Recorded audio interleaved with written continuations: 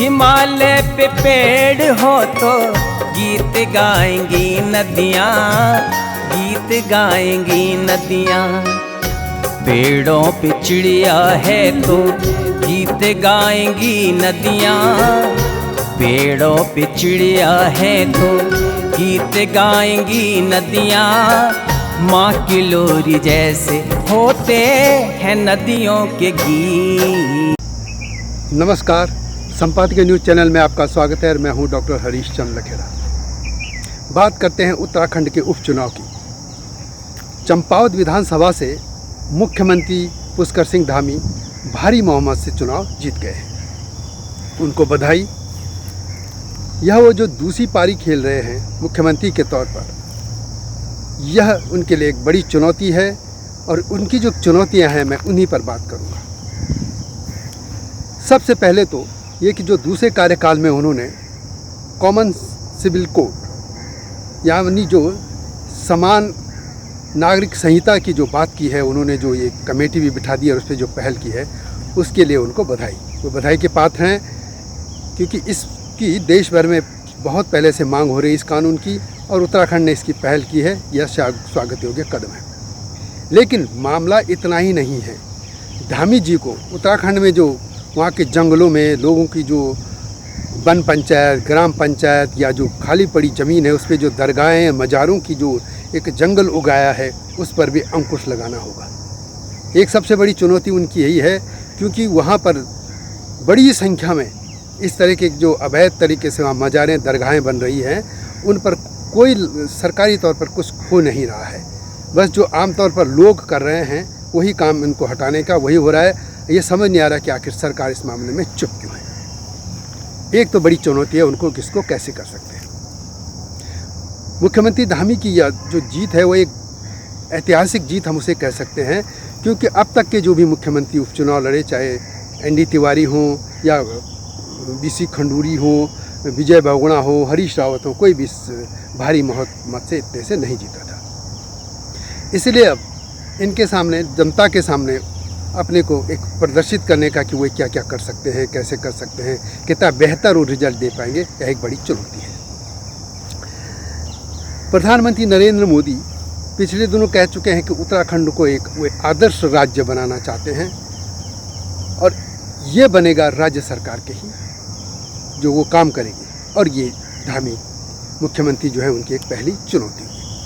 इसके अलावा हम और इस तरह की चुनौतियां तो बहुत हैं, लेकिन एक बहुत बड़ी चुनौती है, वो है पहाड़ की भूमि को बचाने की।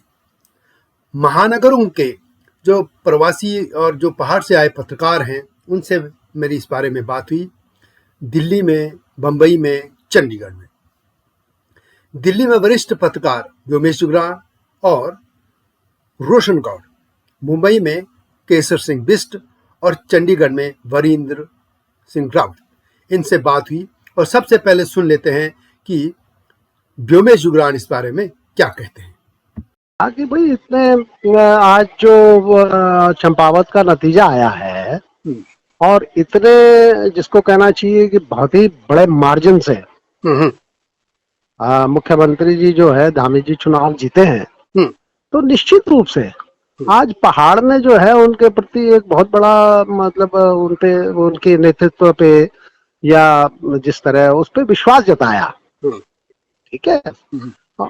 तो उनकी जिम्मेदारियां आज बहुत ज्यादा बढ़ गई हैं और जिम्मेदारियों के साथ साथ जो है ना, जब आप जिम्मेदारियों की बात करते हैं तो जिम्मेदारियों का एक दूसरा जो सिक्के का पहलू है चुनौतियां।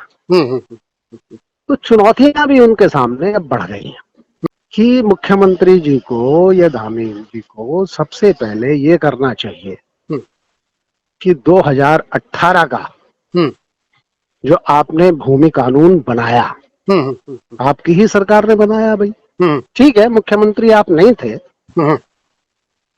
हैं मुख्यमंत्री त्रिवेंद्र सिंह रावत थे, लेकिन वो जो कानून बना है वो अपने आप में बिल्कुल हम उसको काला कानून मानते हैं।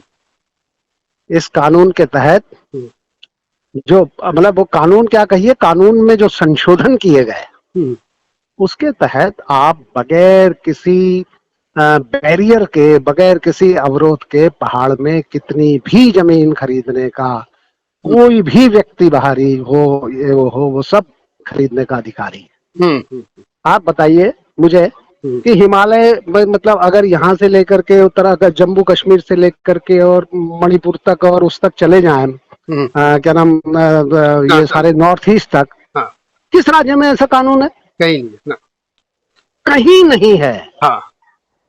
है और जब हम इस कानून की बात, जब हम ये कहते हैं कि नहीं भाई, तो सब लोग क्या कर रहे हैं, लोग कह रहे हैं जी नया भू कानून, नया भू कानून। नया भू कानून क्या होता है? नया भू कानून तो तब बनेगा जब ये पुराने को इसको डिमोलिश करो आप। हाँ।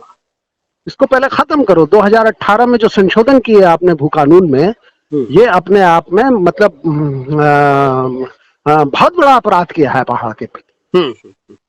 तो एक तो इनको सबसे बड़ी चुनौती ये है कि उस भू कानून को निरस्त करके, और जो इन्होंने एक मतलब धामी जी ने जो है जब अपना मुख्यमंत्री बनने के बाद चुनाव से पहले जब पहला दिल्ली दौरा किया था, तो उनसे चैनलों ने या कुछ पत्रकारों ने सवाल भी किए थे। एक सवाल उनसे भू कानून के सवाल उस पे था, और दूसरा सवाल जो है उस समय तीर्थ पुरोहितों वाला जो मामला चल रहा था, क्या नाम ये जो वो था आपके चार ये जो देवस्थानम बोर्ड का। तो उन्होंने ये आश्वासन दिया था उस समय।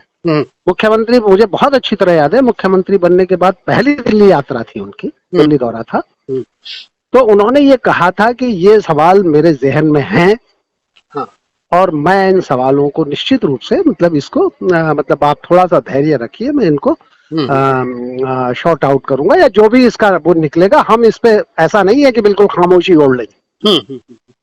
तो देवस्थानम बोर्ड का फैसला तो उन्होंने चुनाव से पहले है लगभग उसको रद्द कर दिया, निरस्त कर दिया। और ये अपने आप में एक जिसको कहना चाहिए बहुत साहसिक फैसला था। वो अच्छा था बुरा था जो भी मैंने कहता हूँ, लेकिन पहाड़ में जो तीर्थ पुरोहितों का जो विरोध था इस फैसले को लेकर के, देवस्थानम बोर्ड को लेकर के, इसको निरस्त करना, इसको रद्द करना, ये अपने आप में निश्चित रूप से उनके मतलब मुख्यमंत्री के साहस का बहुत बड़ा एक उदाहरण था। तो कुल मिला के दूसरा, उन्होंने भूमि कानून पे जो कहा था, तो उस पे उन्होंने क्या किया उस समय कि एक कमेटी बनाई, एक सदस्य, और उस कमेटी का चेयरमैन बनाया जो पूर्व नौकरशाह, पूर्व क्या नाम कहते हैं उसको, मुख्य सचिव थे सुभाष कुमार। सुभाष कुमार अपने आप में बहुत अच्छी छवि के अधिकारी रहे हैं, हिमाचल काडर के हैं, मतलब सॉरी हिमाचल से आते हैं, और वो पहाड़ों में विभिन्न स्थानों में, बल्कि में हमारी पौड़ी में कमिश्नर भी रहे वो। तो उस आदमी को अपॉइंट उन्होंने किया, तो एक आशा जगी कि नहीं भाई बहुत अच्छी बात है, एक सही अधिकारी को सही कार्य दिया है कि वो पहाड़ में इस किस तरह के कानून होने चाहिए भूमि के सवाल पे। अब हमको नहीं पता कि उनकी रिपोर्ट आई अभी नहीं आई या क्या सारी चीज। तो ये सबसे बड़ी मेरे ख्याल से उनके सामने चुनौती है भूमि कानून को, बिल्कुल, क्योंकि इस समय ये सबसे बड़ा मसला है। दूसरा, हम तो आंदोलनकारी के नाते या सारी चीजों के नाते यही कहेंगे कि दूसरा बड़ा सवाल हमारे राजधानी का सवाल है। राजधानी को लेकर के देहरादून में सरकारें हमेशा ये करती रहती हैं कि बने ठीक है वहाँ एक सेशन, वहाँ एक सत्र बुलाया जाए, ये बुलाया जाए, लेकिन धामी सरकार ने अभी तक गैरसैंण में कोई सत्र संभवतः नहीं आयोजित नहीं किया है। पूर्ववर्ती सरकारें करती रही हैं।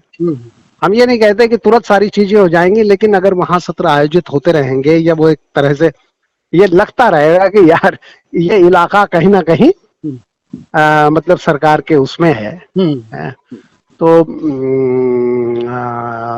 गैरसैंण राजधानी का प्रश्न भी लोगों के या वो जो आंदोलन की भावना थी उसके साथ में। तो व्योमेश जी की सबसे बड़ी चिंता है पहाड़ की जमीन को बचाने की। पहाड़ के लोगों की अपनी जो जमीन है वह आज बाहर के लोग के हाथों में जा रही है। और इसी तरह की बात वरिष्ठ पत्रकार रोशन गौड़ ने भी कही है, और सुन लेते हैं कि रोशन गौड़ इस बारे में क्या कहते हैं।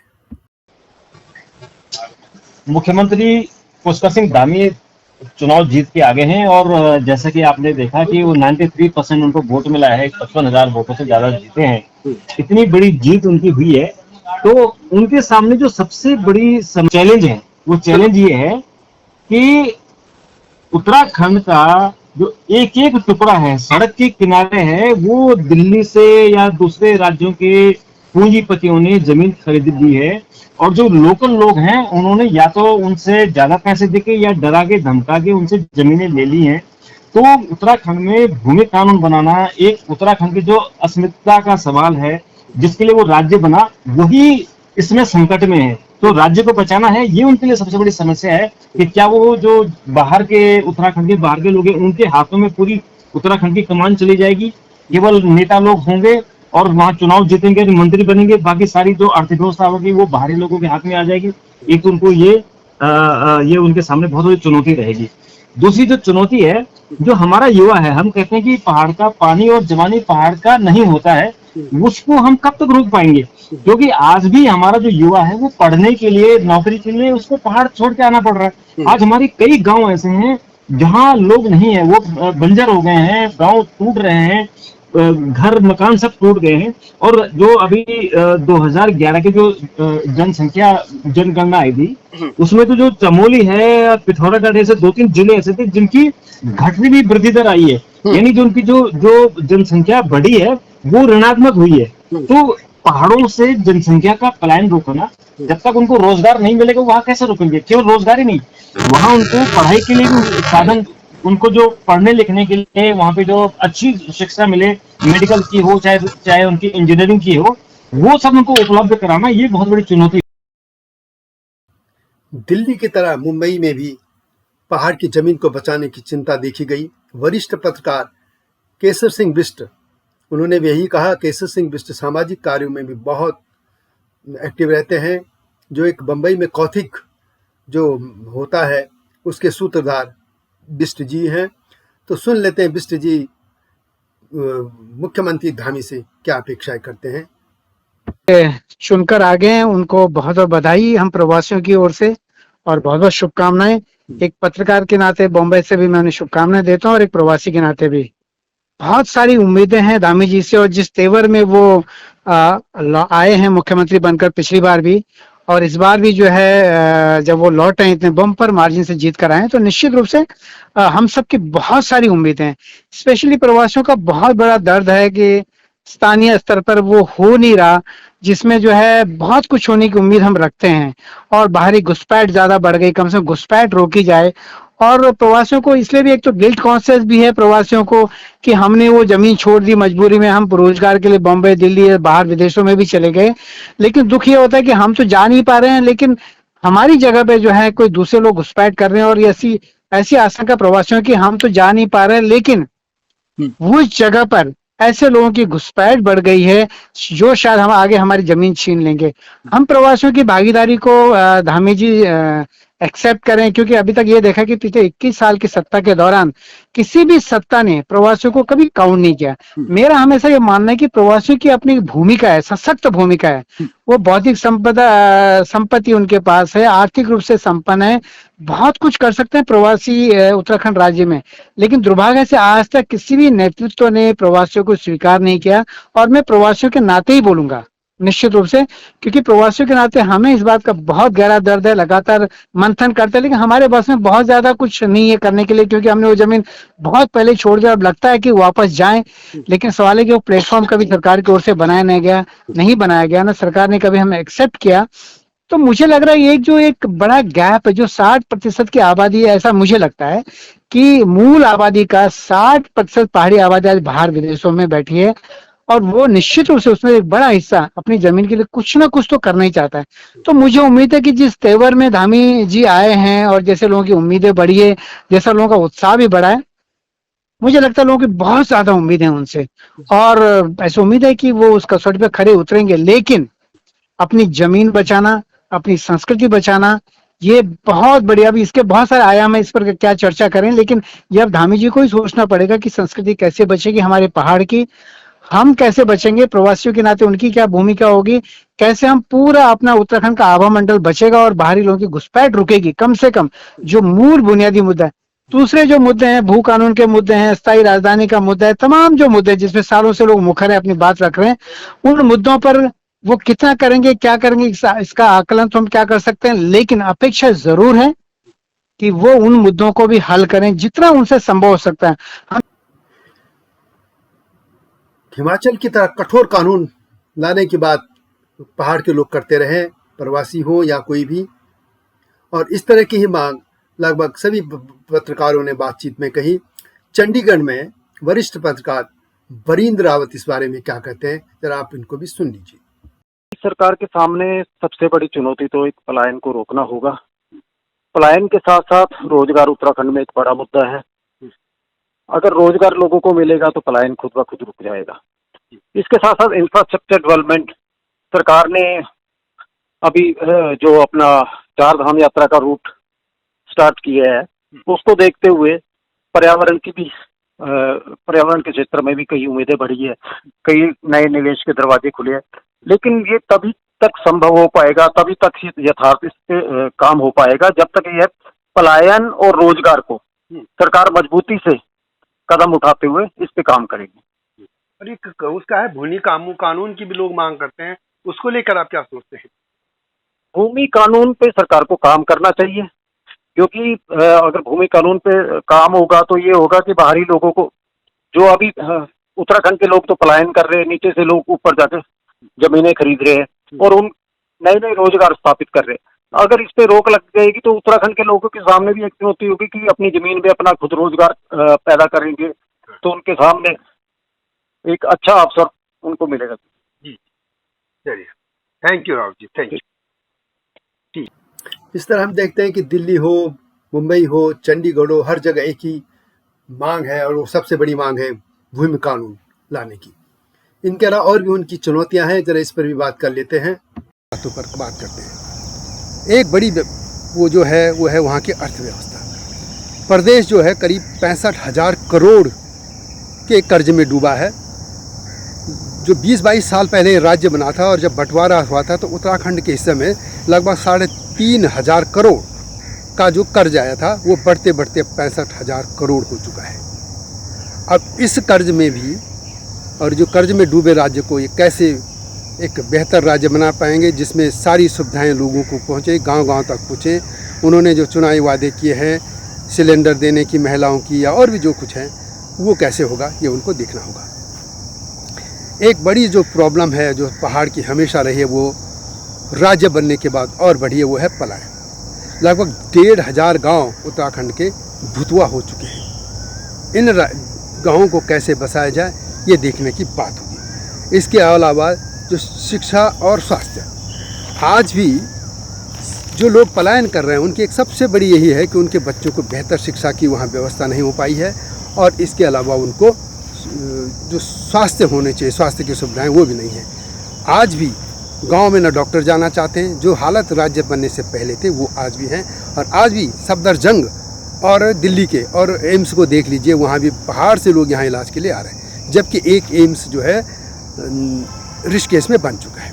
गांव में जाने के लिए आज भी बसें बहुत कम मिलती हैं, और जो बसों की बजाय वहाँ पर अधिकतर जो है वो जीप में चलते हैं, और वो जीप वाले कैसे नियमों की धज्जियाँ उड़ा के चलते हैं, और आए दिन दुर्घटनाएं भी होती रहती हैं। यह भी देखने की बात होगी। वह सड़कें, इसमें कोई शक नहीं कि सड़कें बहुत अच्छी बनी है, लेकिन वे अधिकतर सड़कें नेशनल हाईवे प्रोजेक्ट के तहत चल रही हैं, जिन्हें कि सेंट्रल गवर्नमेंट और ख़ासतौर पर नितिन गडकरी जी बना रहे हैं। इसलिए इसमें राज्य सरकार का बहुत योगदान नहीं है। उनको अपनी जो सड़कें हैं वो बनाने की देखनी होगी। एक और इंटरनेट, क्योंकि अब लोगों को गांव में सड़कों से ज़्यादा इंटरनेट चाहिए, क्योंकि ऑनलाइन जब से शिक्षा हो रही है, पढ़ाई हो रही है, बच्चों को इंटरनेट चाहिए। कई जगह मैं सुनता रहता हूं कि लोगों को अपने गांव से 1-2 किलोमीटर दूर जाकर कहीं पहाड़ी में जाना पड़ता है और वहां उनको इंटरनेट मिलता है। गाँव में लोग जो है सड़कों से ज़्यादा इंटरनेट को प्राथमिकता दे रहे हैं, कि वो कह रहे हैं कि सड़क से पहले इंटरनेट दीजिए, क्योंकि ऑनलाइन का ज़माना है। बच्चे ऑनलाइन स्टडी कर रहे हैं, पढ़ाई कर रहे हैं इंटरनेट में। उनको जो वहाँ पहाड़ों में उनकी किताबें नहीं मिलती, वो सब इंटरनेट में मिल जाती हैं, और जब इंटरनेट ही नहीं रहेगा तो कैसे करेंगे। तो ये सबसे बड़ी प्राथमिकता होगी कि इंटरनेट कैसे दिलाया जाए। हालांकि सेंटर का विषय है, लेकिन राज्य सरकार इसमें टावर लगवाना वगैरह ये सब उसकी मदद करके कर सकती है। इसके अलावा पेयजल, पहाड़ की जवानी और पानी कहते काम नहीं आती, और वास्तव में ऐसा ही हो रहा है। आज भी वो जो नदियों का पानी जा रहा है, जिसमें हरियाणा और ये दूसरे राज्य अपना दावा ठोक देते हैं कि हमारा पानी है, उस पानी को बहुत पहले से कहा जाता है कि उनके पंप के सहारे पहाड़ों की चोटी पे क्यों नहीं भेजते हैं। पहाड़ों की चोटियों से जब वो चली जाएगा पानी पंप के सहारे, तो नीचे सिंचाई भी होगी। कहने का मेरा ये मतलब है कि वहाँ का जो पानी है वहीं को लोगों के काम आना चाहिए, और वो उसको आप कैसे किया जाए, ये चुनौती होगी। एक सबसे बड़ी बात है कि वहाँ भ्रष्टाचार और जो वहाँ के बेलगाम अफसरशाही तथा नेतागिरी कर रहे कर्मचारी, ये सबसे बड़ी प्रॉब्लम है। वहाँ के कर्मचारी बहुत नेतागिरी करते हैं, उन पर कोई अंकुश नहीं है। आए दिन नेता, इतने नेता हैं वहाँ, शिक्षकों के भी, कर्मचारियों के भी, और भ्रष्टाचार कोई कम नहीं हुआ है। ये सब चुनौती उनके सामने होगी। इसके अलावा जो अफसरों का वहाँ पे बेलगाम है, उनको फिर उन पर अंकुश करना होगा। वैसे ये देखा गया है कि थोड़ा उन्होंने कोशिश की थी। इसके अलावा जो वहाँ के नेताओं को वहाँ पे लाल बत्तियाँ चाहिए, और एक बड़ी प्रॉब्लम है कि नेताओं को वहाँ पे एक शेडो, जो पुलिस का है, उसको एक वो चाहिए, सुरक्षा गार्ड। आखिर क्यों? एक और चुनौती मुझे लगता है कि मुख्यमंत्री धामी के सामने है, वो है कि संगठन और सरकार में तालमेल बनाना। सबसे पहले तो उनको संगठन में ही अपने को स्थापित इस तरीके से करना होगा, क्योंकि जो बुजुर्ग नेता हैं या जो पुरानी लॉबी है, वो उनको किस तरीके से ले रही है, उनको कैसे स्वीकार कर पाएगी, ये देखना होगा। इसके अलावा संगठन और सरकार में किस तरीके से सामंजस्य हो। एक और बड़ी बात यह है कि अभी जो 4 धाम यात्रा चल रही है, उसमें सरकार की जो उस यात्रा को जो तैयारियां थी, उसकी पोल खुल गई है। इस तरह के बहुत से ही ऐसे मुद्दे हैं जो मुख्यमंत्री धामी के सामने बड़ी चुनौती हैं। वे उनसे कैसे निपटते हैं, देखने की बात होगी। और मुद्दों के साथ इसी तरह के मैं आपके सामने आऊँगा। यह वीडियो कैसी लगी कमेंट में अवश्य लिखें, और इस संपादकीय न्यूज़ चैनल तथा मुख्य चैनल हिमालय लोक चैनल को भी लाइक और सब्सक्राइब अवश्य कीजिएगा। अगली वीडियो की प्रतीक्षा कीजिए। तब तक नमस्कार।